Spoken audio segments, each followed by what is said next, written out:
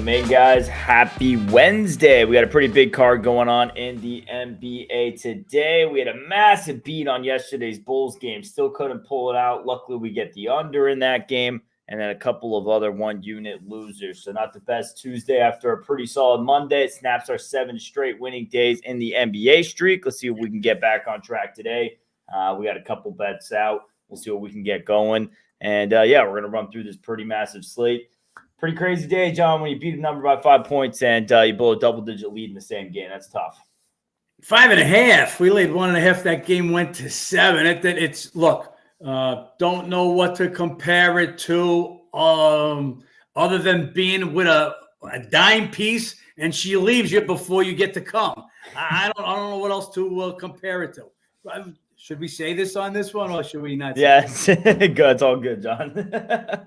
Anyway, just you do your job. You work. You know the numbers. You know there's no way that the Bulls could be a 1.5-point favorite, and they're not. And the game runs to 7. Toronto's coming in playing terrible basketball. Yeah. They're coming in without the 2 guys they traded for. So OG and Siakam gone. The guys that they got back quickly, RJ Barrett, they're out again, and they pull off. Not only do they just come with a win, Bulls blow a 16-point lead. Anyway.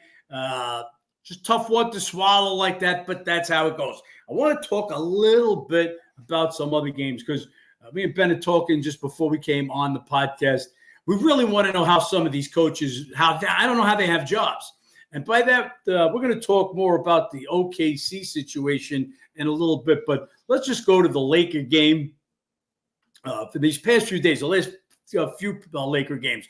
So a couple of days ago, we bet the Rockets. Now, we like that spot anyway with the Lakers coming off that titanic struggle, that classic against the Warriors, double overtime. These are what we call a letdown spot. So it was evident to see this is the day to give AD and LeBron the day off. They don't. They play them, they lose, as we knew they would. Now they come back on a back-to-back. Instead of preserving 39-year-old LeBron's legs, they run him out there again last night. And you can see he had nothing. We did make a small little bet, +6, when we saw that LeBron was definitely going to play. When I'm seeing that LeBron's going to play, I'm assuming he's good to go. Like he really feels that he's really good to go. He wasn't. But they should have both got off the night at Houston. Take the L. There's some, we call it a schedule L. And that would have been it. That would have been the L. And now come and fight Atlanta with a full team. Like OKC did this the other day, Sunday, when we bet the Pistons. Thunder were going to the Pistons. It was a Sunday afternoon game. Thunder had Timberwolves next in that battle for first place. That was the day to sit some stars at Detroit.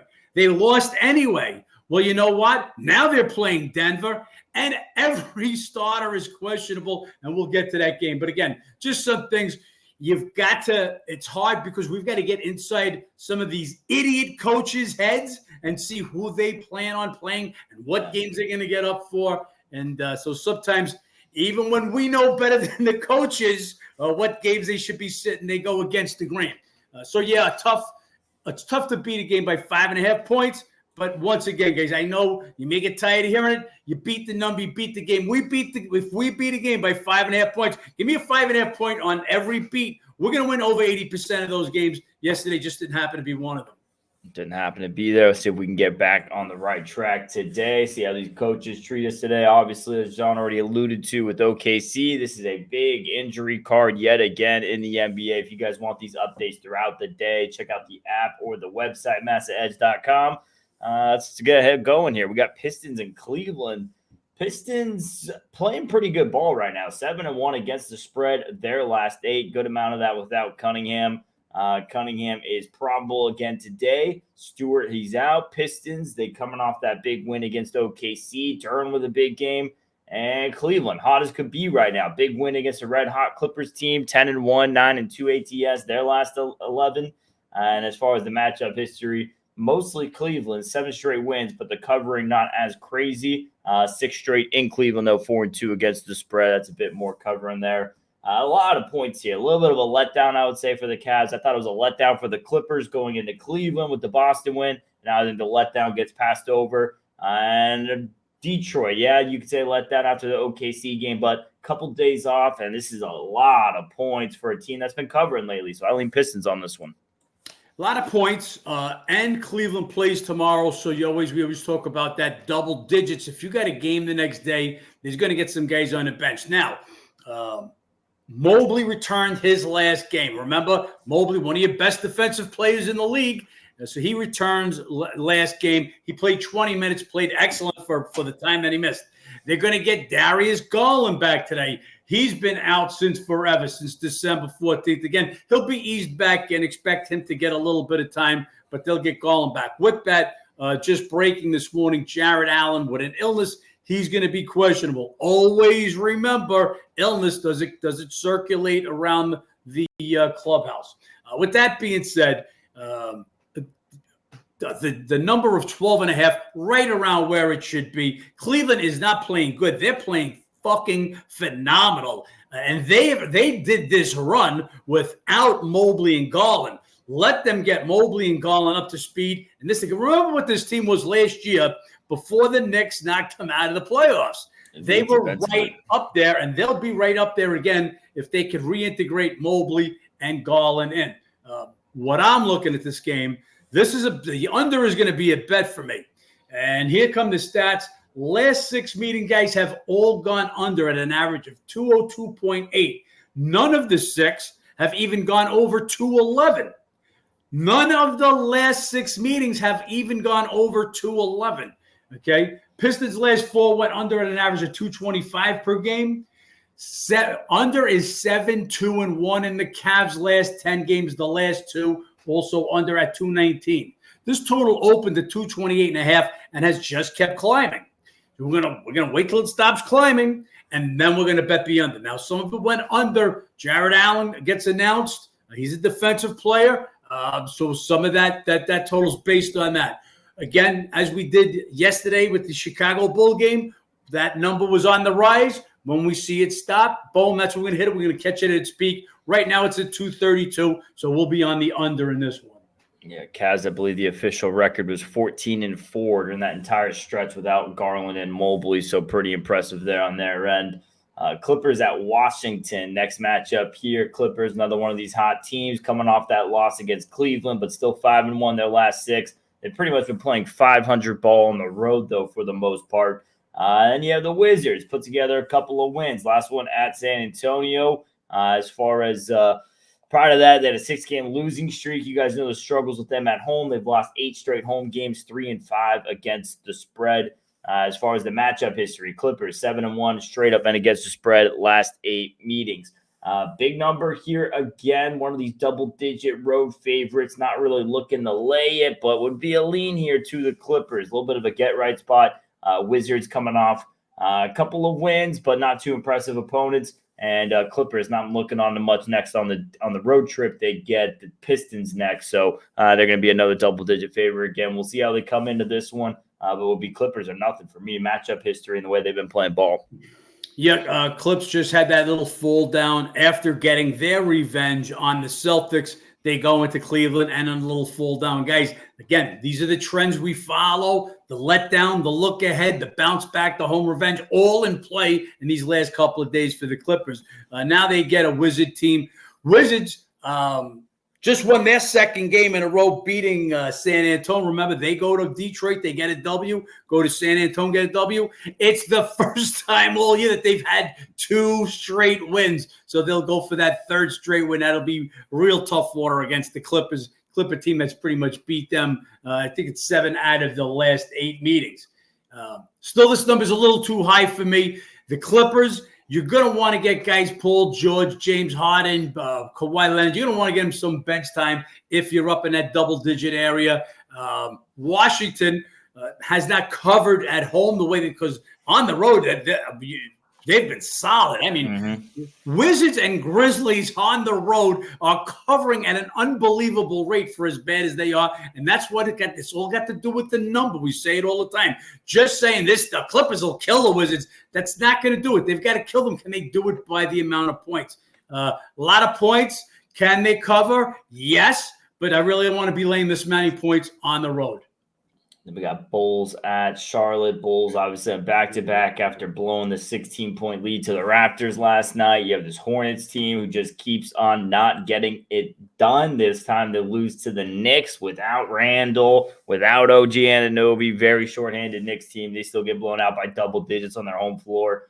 I said this the other day. Only bright spot, Brandon Miller continues to keep playing better. 29 points on 11 of 19. So Charlotte might have a little duo there with him and Ball in the future, but Ball, who's never healthy, is going to be out again today. So we'll see how they have that going. Really don't want to be back in Charlotte. 1-10, 4-7 against the spread. Their last 11 at home. Bulls, they got to be feeling a little bit hungry after blowing that game last night. I would imagine they would take advantage of a team they've beaten up on 5 straight wins against. So this would be Bulls or nothing in my eyes. A bit too steep now at this price. Yeah, I got to agree. Bulls back-to-back, and they're just 3-5 on against the spread on no days rest. So they're going to be back-to-back in 3rd and 4th. This is just a lot of traveling here. Remember, this 3rd and 4th starts at Portland. They come home last night for Chicago and now Charlotte. DeRozan plays 41 minutes last night, so a lot of minutes, a lot of traveling for Chicago. But who could they want to have better than this Charlotte team that they absolutely own? Just let what killed me on betting Chicago today. As we said, 16-point lead. They only scored 44 points in the second half last night. So you could just see this team tiring, and now they're going to come right back and play another one, and that's Charlotte. Charlotte stinks. Charlotte right now, without Ball, is the worst team in the NBA. So Chicago should get right here. But, man, they blew a chance yesterday. So we'll see what happens today. It would be Chicago or nobody. I will point out this.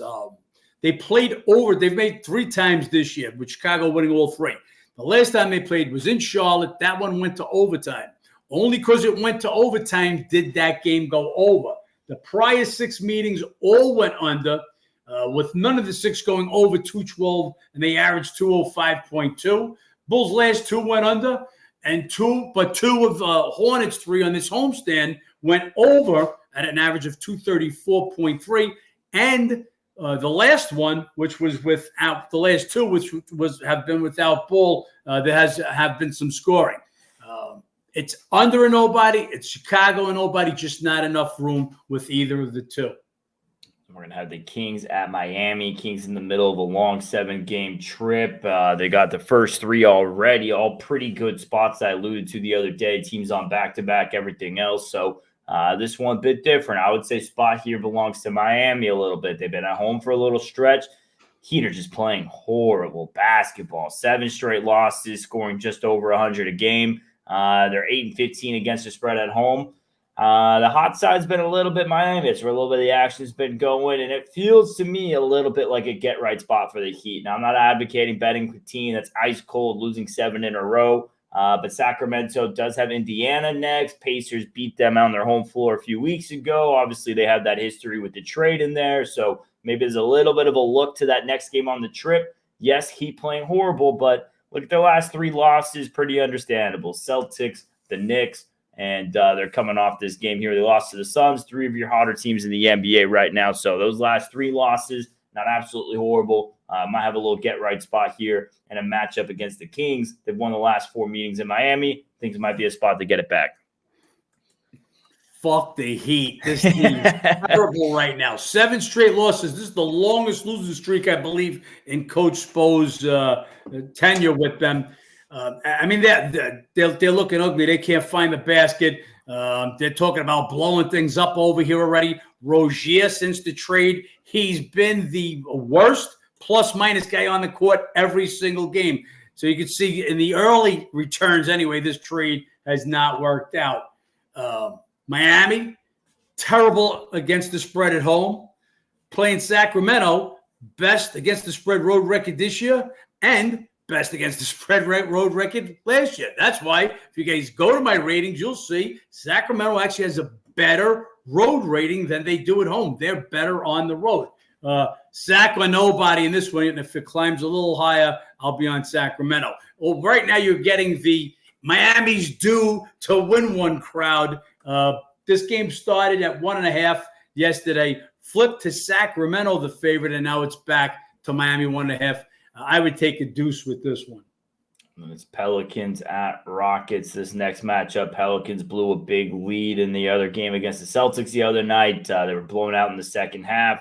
Ingram and Zion, pretty good game, though. They were pretty competitive, 54, 23, 42 shooting. And they're just not playing good ball right now. They've now dropped 3 in a row. Meanwhile, the Rockets coming off the big win against the Lakers. They've now, 2-1, 3-0 against the spread. Their last 3 playing a bit better basketball after their little losing stretch they had. As far as the matchup history, Pels, they took 3 of 4 last year. They did have Rockets winning both meetings so far this season. They won a tight one in Houston. And that's what it feels like this one's going to be, another tight one. It would be a lean to the home dog or nothing at this number. Would need a little bit more getting to that 3.5 hook, but no interest here at this price. Yeah, this was a spot that I've had circled for a while. This is double revenge. Couple of close ones, but still double revenge for the Pelicans. Their last few games, not so good. Herbert Jones, questionable. The way the Rockets beat the Lakers, thought they might come with maybe even a pick, and I would have took the Pelicans at that number. 2, that's the number I make it. So number's right where I think it should be. Just the Pelicans. Look, not a terrible loss at Boston. It was basically expected. But the way they lost it, they have them. They got them down by 16 the first half. They got the lead going to the fourth quarter just to fall apart and then just absolutely disintegrate the game before in Milwaukee. Every time we keep talking about it, every time we think New Orleans is ready to jump up and into that next tier, they're not. Now they go to Houston. Houston back on a little bit of a roll again. We'll see how this one goes. I think the number 2 is right on the number. We have the Magic and the Spurs. You have this Orlando team who just keeps on covering on the road. They're coming off a loss at Dallas. They blew a 16-point lead, but they covered. Makes them 4-9, but 9-4 against the spread. Last 13 on the road. Spurs have been covering like crazy lately. Couldn't get it done against Washington. Had to lead the whole way. Blew it in the fourth. They are now, 5-10, 11-4 against the spread. Their last 15. As far as the matchup history, favorite Spurs, 6-1, 5-2 against the spread last 7. And that's what would be the lean here. You got some questionables with Keldon Johnson and Zach Collins, so that's pretty big there. But either way, it would be Spurs or nothing in this game. I want to see what we get number-wise. You also have the Magic on a trip to Minnesota next. Maybe they're looking on to one of the best teams in the West.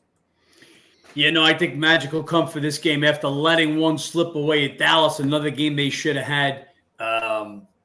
San Antonio, they were on their way to their 3rd straight win against the Wizards when they let that one slip away, and they hadn't won 3 in a row. They haven't won 3 in a row. Well, yeah, only winning 2 in a row one other time. And you remember if that was way back in the season when they went and beat Phoenix, beat the Suns in Phoenix 2 games in a row, one of those 2-game sets.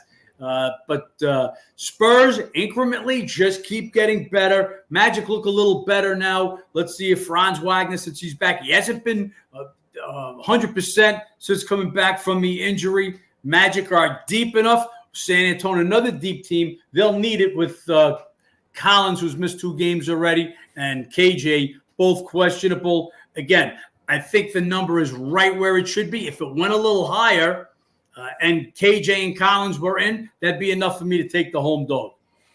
And we got these evening games, and this is where we start to get some more of the injury problems, starting with Mavs at Minnesota. No Kyrie, no Luka, no Lively, Jones and Exum. They've been dealing with issues. They're going to stay doubtful here. Luka just playing ridiculous basketball right now. Over the last, 6 games, averaging a 41-point triple-double, which is just absurd. Their last game, obviously, overcoming that deficit against the Magic. They pull that one out. Minnesota coming off a big road win at OKC in their last one. This would be a lean here to Dallas. I don't like saying that without Luka, without Kyrie, but they've been competitive. They're 3-4 straight up this season without Luka Doncic. This is a lot of points, and if you're Minnesota, maybe a little bit of a letdown after that win there at OKC. Could see a game here where Dallas possibly backdoors. But definitely wait to see if you can get a better price at halftime, but leans to the Mavs on this one for me. So I don't know what that record is in games with Kyrie also out, Ben, but this is basically a give-up game. And this is what we talk about, what Ham, Lakers coach, should have done going into the Houston game.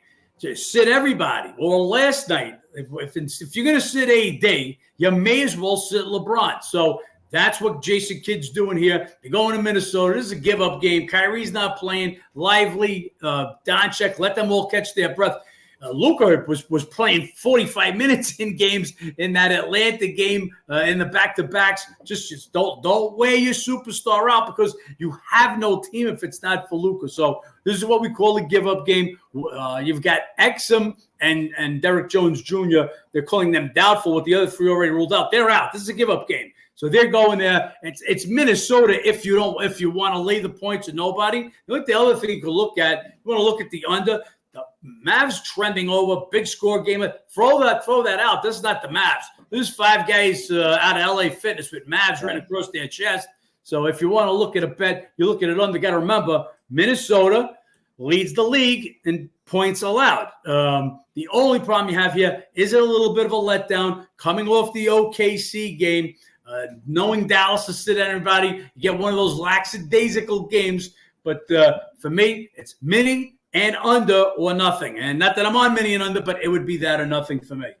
Yeah, and Tim Hardaway, guys, I've told you guys before when Luka's out, he's my go-to. And 6 games without him this year, he's averaged over 27. 3 of those games, he's hit 30 or more. So it could be a prop look there for some of you prop bettors.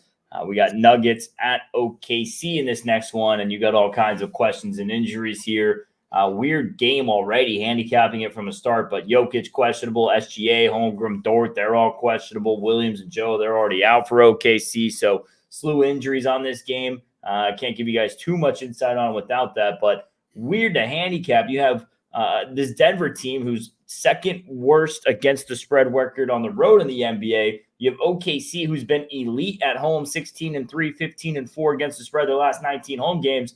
But yeah, big but. There's a but. Denver's won the last 4 trips to OKC. OKC's won the last 3 trips to Denver. They just beat each other on the road. Got to see who's going tonight, but would be a lean here to Denver, as weird as that sounds. Yeah, all that said, I'm going to go into the game, but you've got Jokic, SGA, the 2 leading scorers for each team questionable. Again, more of the same. OKC goes to Detroit, the Detroit Pistons. Let SGA sit on, and if you go in like that, maybe you even win that game because the whole team is a different frame of mind.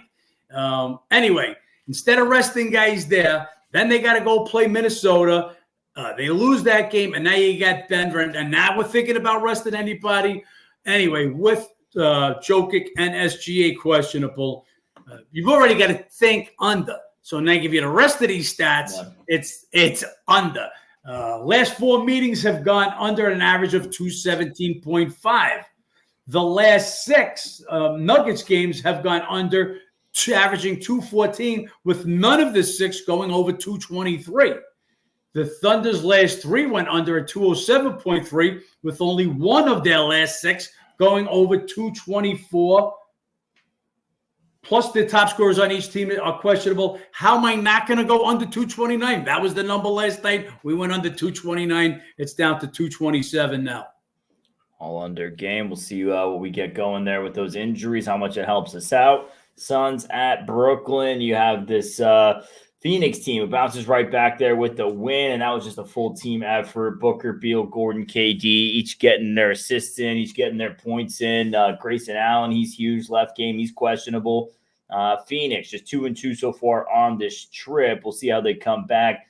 Brooklyn coming off a nice win there against the Jazz. Absolutely lit them up. Ben Simmons, we touched on it a bit yesterday, but just terrific. Near triple-double in just 18 minutes, plus 25 on the game.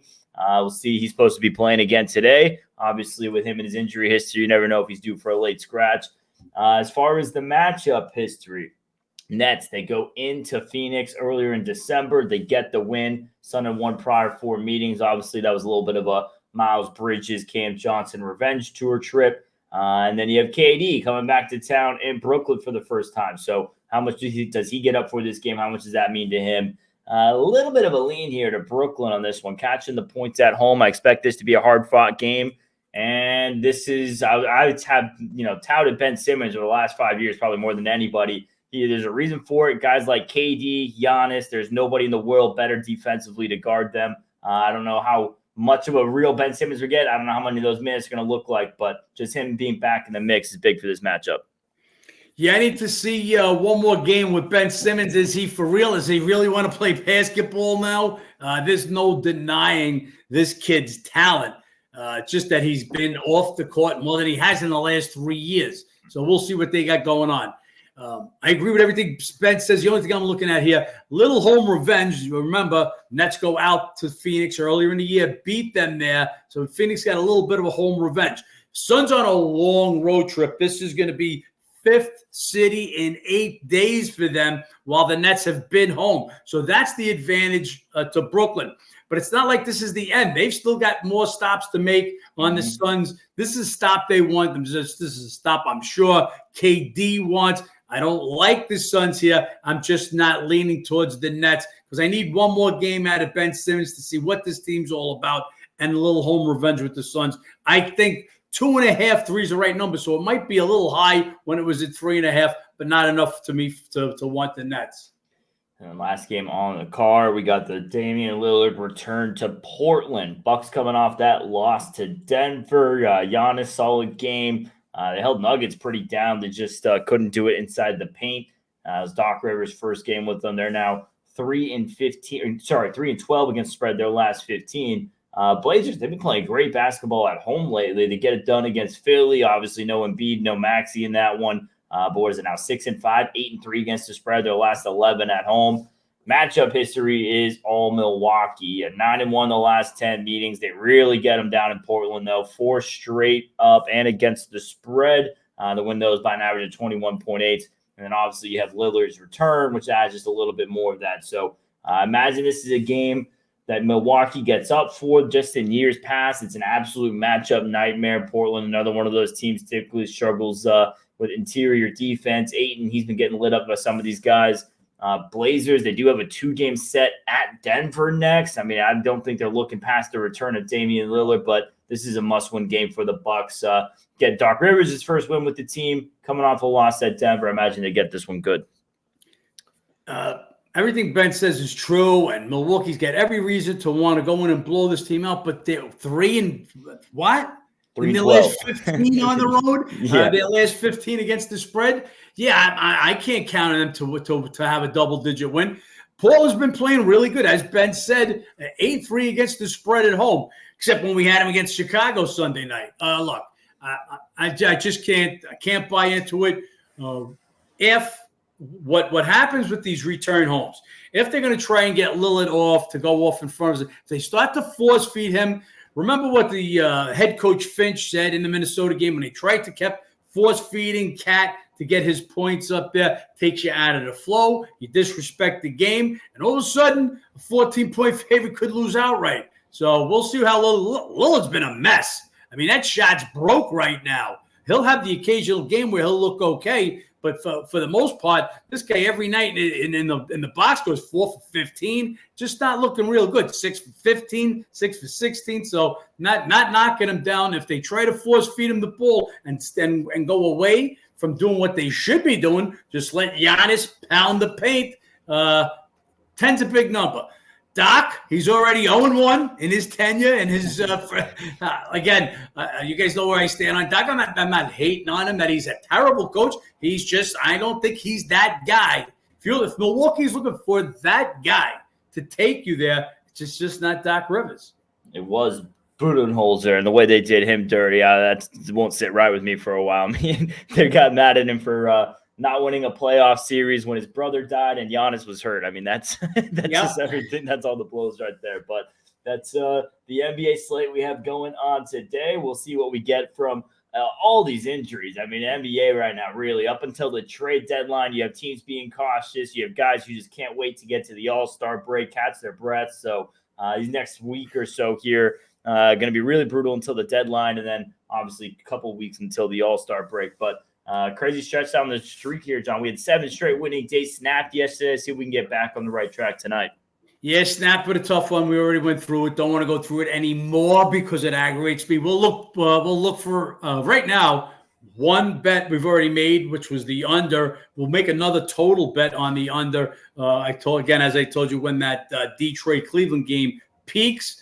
I don't have a bet on a side yet, but anything can happen. Last night we did make a halftime bet. Just saw a spot.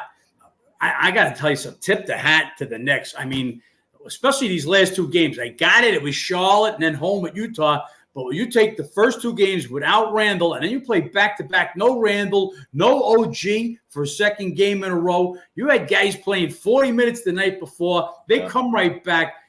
3 Knick players were already into 20-plus minutes in the first half. They held the Jazz to under 40% shooting in the first half. I just thought it was a great spot for the Jazz, and boy, was I wrong. Knicks are just getting it done right now with whatever 5 they put on the court. If you guys go back a couple of years ago in the playoffs, just remember what Brunson did against the Jazz first couple of games when Doncic was out. He took over. This kid's a player, and this kid belongs to be starting on the All-Star team as far as I'm concerned. Yeah, DiVincenzo, too, those last couple of games, averaging over 30. Talk about stepping up right there. And I kind of always wonder with him, too. He was huge for Golden State last year. Let him go. He was huge for Milwaukee a couple years ago. Let him go. And now Knicks, let's see if they can hold on to him. But he just seems to bounce around for a guy who produces. They got a bunch of guys producing. Hart gives you what he's just one of them gamers, does all the little things. He grabs some boards. This team is good. Still holding teams down, second in the NBA right now, but the run since OG, barely 100 points a game. You get Mitchell Robinson back. I mean, if they can get him back, hopefully also with Randall. This is a solid team, and like I said, they were in that next conversation after the Celtics with Milwaukee, Philly, and I was throwing Knicks there, and the other team was throwing there, like we said. Cleveland now getting healthy, Garland and Mobley back. So all of a sudden, that East is getting a little stronger at the top. Indiana looked pretty decent last night against Boston with Halliburton's first game as well. So the East starting to get a little bit more competitive. Still, the Western Conference absolutely stacked and loaded. Anyone can come out of there. That's what we got going on the slate today, guys. We appreciate you tuning in as always. If you guys want more bets added with these injury updates, you know where to sign up. Other than that, comment, subscribe below. Let's make some money, John. Let's make some money.